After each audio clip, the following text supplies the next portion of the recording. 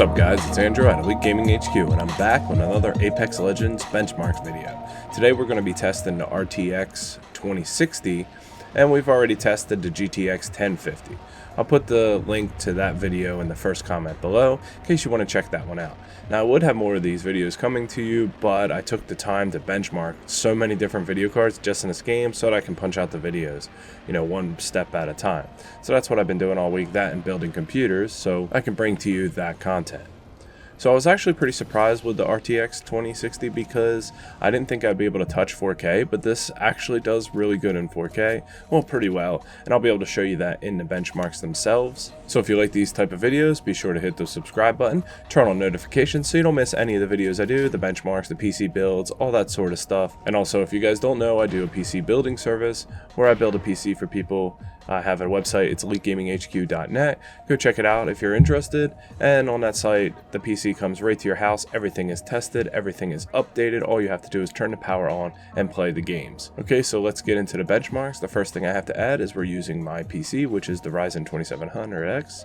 I'll put the specs down here below. And we're using this Gigabyte RTX 2060. So let's jump right into the 1080p lows and we'll go from there.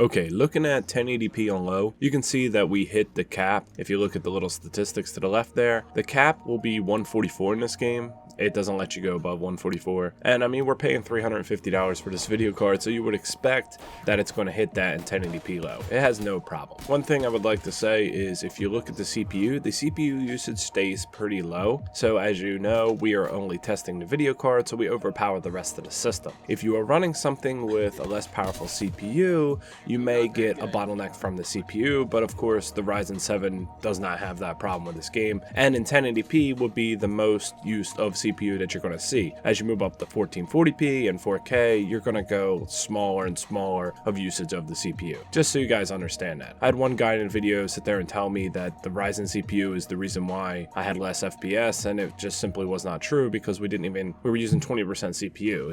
It's the GPU, as you see, that it's maxing out at 94, going up that high, and that's really what's limiting our FPS. It takes a lot more time for me to add in actual gameplay from the video card while I'm not recording, but I do that so you guys can see how it runs. Now I opted to take away the FPS lows, and the reason why is because this game has like a stutter issue when you go from zone to zone. Even though it's like one big map, I think it's divided into multiple different sections, and then when it pulls that information off the hard drive, sometimes it hits lows. It's just not optimized the way it should be. But in firefights and stuff, it stays pretty consistent. So the point I'm trying to make is what we're really concerned with is the averages here, and then watching the gameplay of the gameplay itself to make sure that we're not getting any hitches, and then I'm offering both of these things to you through these benchmark videos. Like I said, I'm recording at a different time in which you're watching, so that this way the recording does not slow down what you're watching, but you can also get an idea how this game's going to run. Anyway, that's my philosophy on it. That's why I'm taking the extra time to do it this way, just for you guys. Now, something pretty interesting happens when we move into 1080p Ultra or High, whatever you want to call it, when everything's max. We still were able,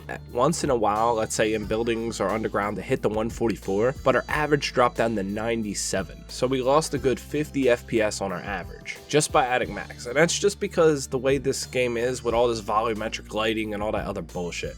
Stuff that I would never have on while I'm playing, but this is for testing purposes. And when we go up to 4K, I'll show you what to put in, which I feel like is pretty good to optimize the game. Next, let's move up to 1440p and 1440p low. As you can see, the game just runs so much better on low than it does without all that lighting and the shadows and bullshit. I mean, we get back up to 130 FPS and it maxes back out. Fraps told me it maxed out at 145, and this was over a 6-minute benchmark of just playing the game. It's actually 144, so there's a little bit of a deviation there. It may have went 144.5 and then Fraps rounded it up, because as you see on the average, we're at 130.654, so it's really crunching them numbers. And then back up to Ultra, this is 1440p Ultra, and you see the same result. The huge spike and drop in the average. And this game's going to come a long way in time to optimize it, and when it does, I'm sure we'll get these numbers a little higher, but we're still above 60 FPS. So if you ran this card, you have a 1440p monitor at 60 Hz, you're going to hit your 60 FPS, you just lock it at 60, and it's going to be amazing. It's going to feel smooth. There is some people that want to play in higher, probably the 144 they want to try to hit, and you're not going to do it with Ultra and 1440p. 1440p. But if you wait a minute and then we go into the 4K, if you take those settings and apply them to 1440p, you should get, you know, a lot better numbers. All right, so we're into our 4K low and we get an average of 86. And oh yeah, okay, so the min is 59. We're still above 60. I left that in there because I just wanted to make a point that we could lock 4K 60 with this card on low without a problem. It uses hardly no CPU. I think in 4K we were pushing around 30 to 20%. The Ryzen handles this game optimally, and we never get close to our cap of 16 gigs of RAM, and GPU is maxed. So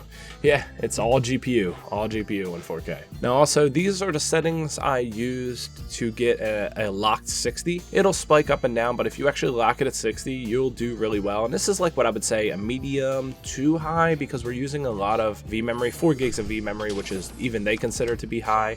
Despite the card having 6, I always suggest go a little bit lower with this game, and we can lock it and get 60 FPS all day. So 4K 60, here's some good settings for it. Now, like I said, if you apply these to 1440p, you're also going to have pretty good results. And as we switch zones, the CPU jumps up a little bit, and we're still staying pretty consistent at our 60. Every once in a while it drops a little lower, but you also wouldn't be running the gas pedal to the floor when you're hitting higher than 60. So when that lower spike comes, for one, it won't be as noticeable because your FPS will be closer to the lower spike, and it also won't be so predominant because you would have had the resources available for it. So there's that. So at this point, this game's pretty complicated to run to get 4K, but it's not too bad. Now also, when I test the 2080 Ti, I'm sure we're gonna have great numbers. I haven't tested that card yet. I've tested plenty of other ones. I'm gonna do maybe the 1060 after this. I don't know. Let me know what you guys want to see next. Like I said, I have a bunch of them already tested, and we'll go from there. I put a lot of time into these because I'm trying to get you the video capture and the FPS. If you guys like it, man, I really appreciate the notifications and the subscribe button. And I'm gonna bring more to you and some more gameplay and stuff. So I hope you enjoyed. My name is Andrew. This is Elite Gaming HQ. Thanks for watching, guys.